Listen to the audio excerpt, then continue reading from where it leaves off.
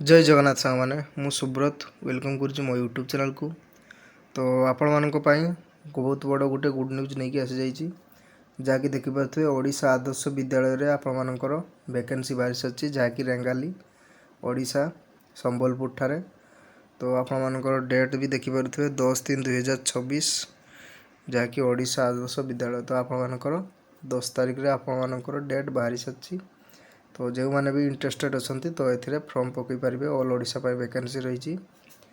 तो जो मैंने भी टीचर जॉब पाई इंटरेस्टेड अच्छा तो से अप्लाई करेंगे।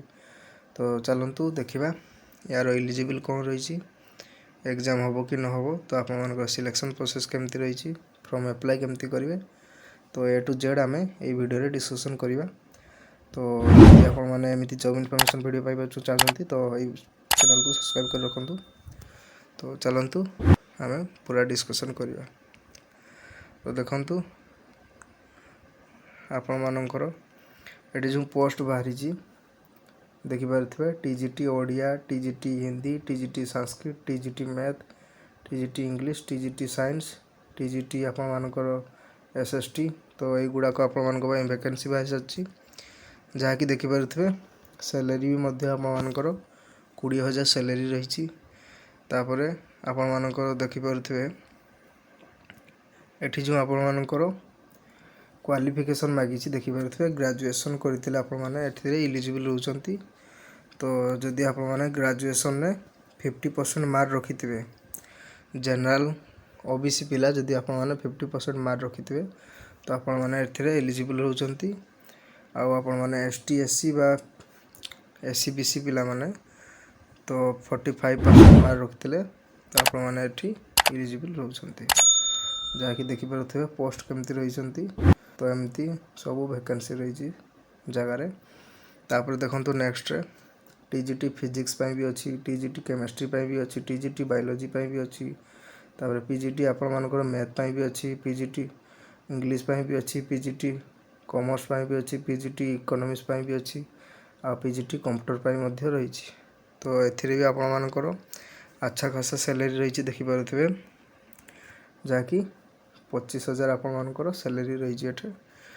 तो एथिरे भी आपण मानकर ग्रेजुएशन पास मागिची एवं 50% मार्क मागिची। तो आपण माने ग्रेजुएशन जो सब्जेक्ट भी करेंगे आपण माने इलिजिबल होती किंतु 50% मार्क रखि दरकार जदि आपण माने जनरल होती।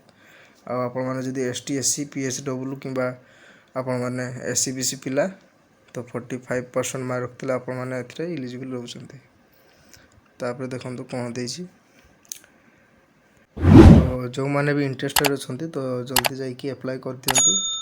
तो अप्लाई केमती करेंगे मुझेदेवी। तो आप लास्ट डेट तो कहीदे जहाँकि 7/4/2026 आप लास्ट डेट रोचे। तो 10 तारिख रू आपर अप्लाई स्टार्ट हो। तो चलते नेक्स्ट कौन देसी देखा।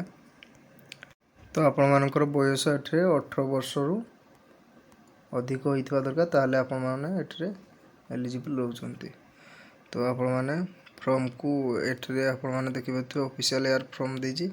तो ये फॉर्म को आपण माने फिलअप कर देबे। एठे फोटो आपण माने किछि अटैच कर देबे, फोटो पय भी देछि। तापर आपण माने या को स्पीड पोस्ट करबा पय पड़िबो। तबे देखंतु क्वालिफिकेशन देछि। तो कौन कौन मागिछि भी देखंतु आपण मानको नोटिस रे। तो ID proof, 10th certificate, 10th mark certificate, +2 certificate, +2 mark certificate, graduation certificate, graduation mark certificate. तापर पीजी से माने करथे तो पीजी सर्टिफिकेट भी दे पारिबे। तापर मार्क सर्टिफिकेट भी दे पारिबे, बीएड भी दे पारिबे हला। तो सीटीईटी जे माने करथे से माने भी दे पारिबे। तो जहाँ भी आपण मानकर क्वालिफिकेशन अच्छी तो एथिरे अटैच करी आपण माने स्पीड पोस्ट कर पारिबे। तो केमती करिवे चलंतु मु कहि दूची। तो देखिपे ये तार आड्रेस जो देजी 8 Rengali district Sambalpur pin number देखिपे देजी। तापर तार जीमेल मध्य देजी देखिपे।